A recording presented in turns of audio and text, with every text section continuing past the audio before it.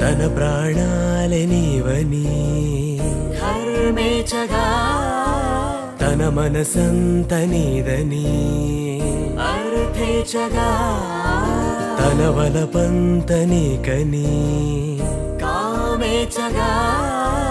అవధులు లేని ప్రేమకై మోక్షేచగా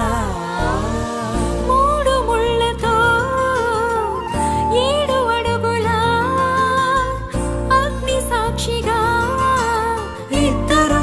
ఒకటిగా మారగా మరుపేలేని సంతకం